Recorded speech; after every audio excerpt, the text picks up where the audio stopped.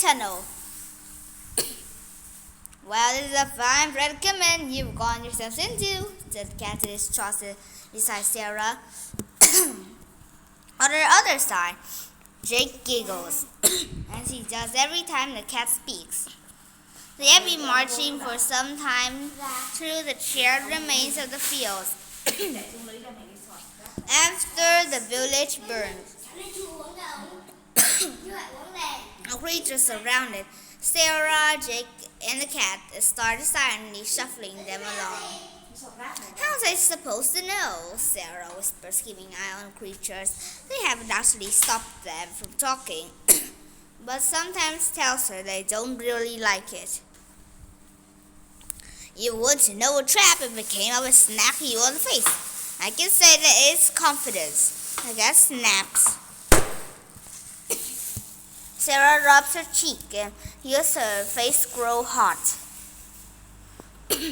Jake snickers. If you're so smart, what are you doing there? Sarah asked. Following them. Why? It's my own business. Cat said, flicking his flattening his ears.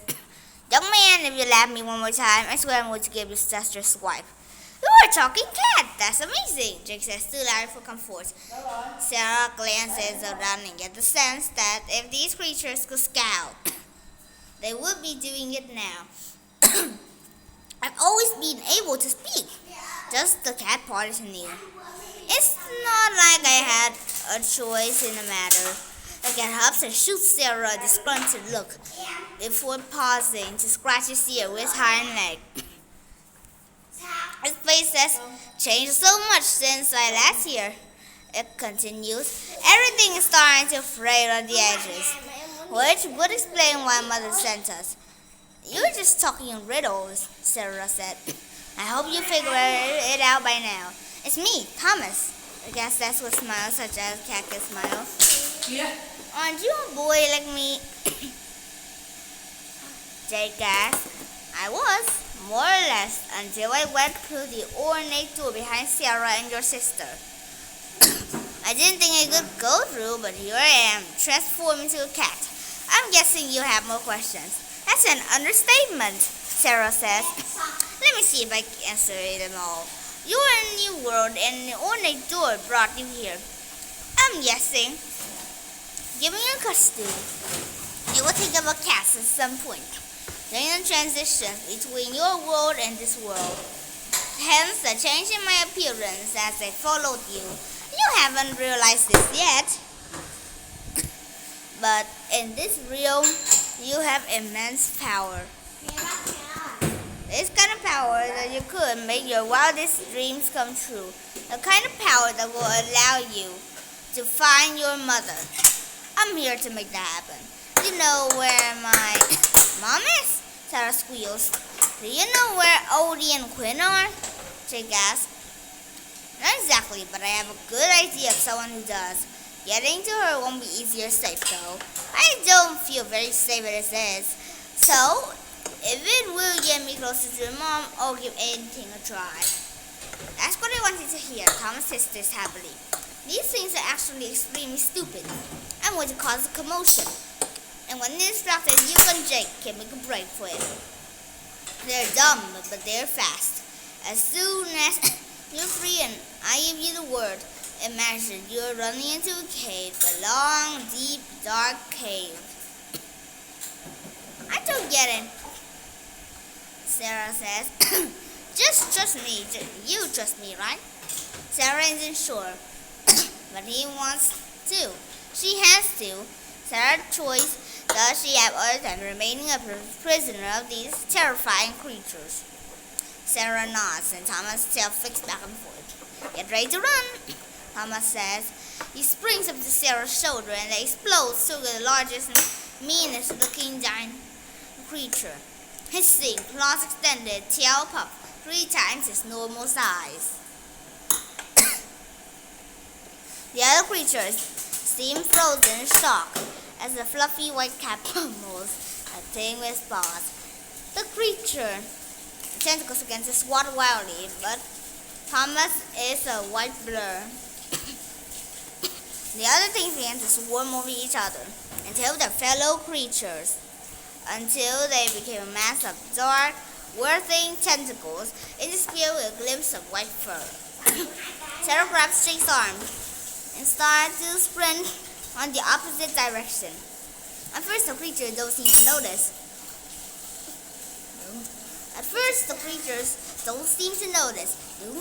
But a quick glance behind shows that at least a few have turned away from the chaos caused by Thomas. Sarah's legs are already burning after a long day of marching.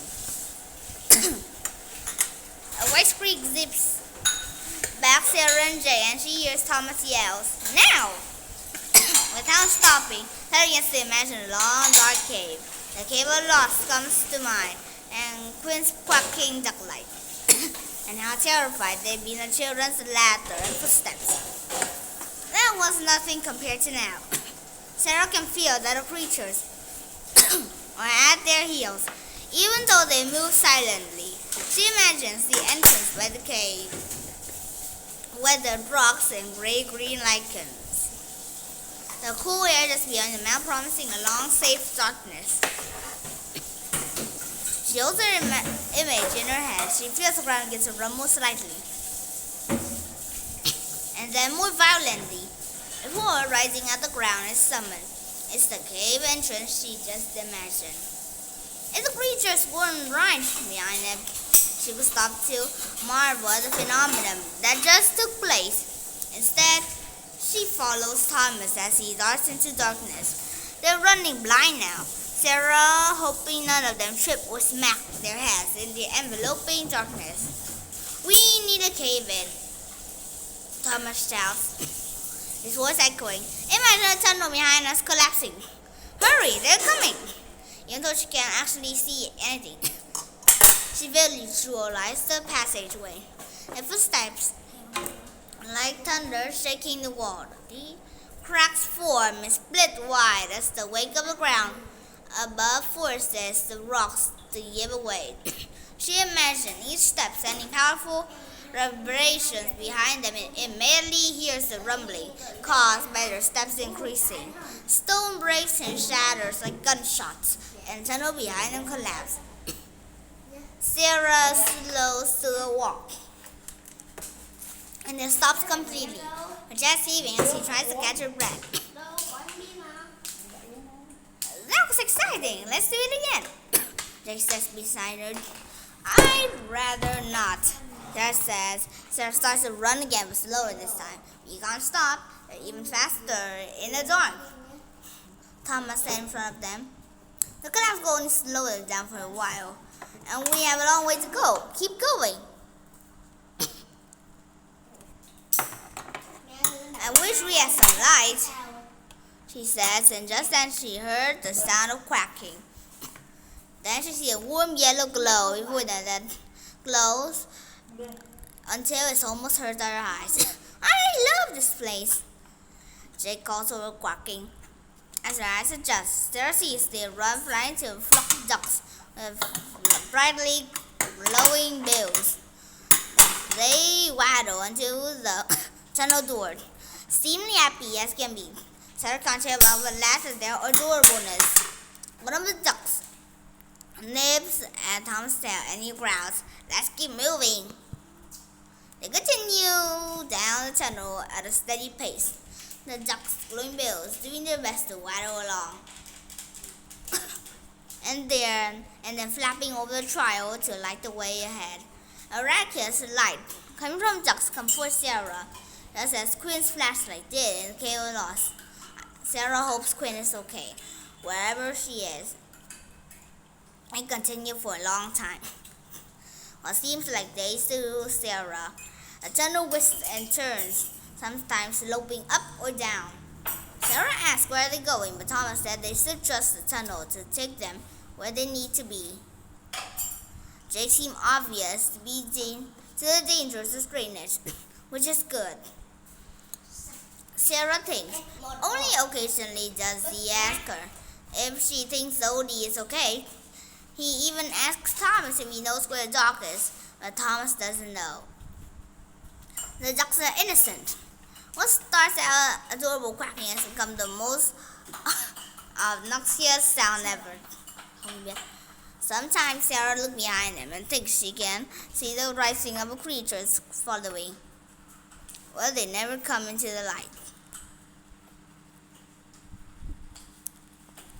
Finally, they see a different kind of light infiltrating the tunnel walls. Daylight.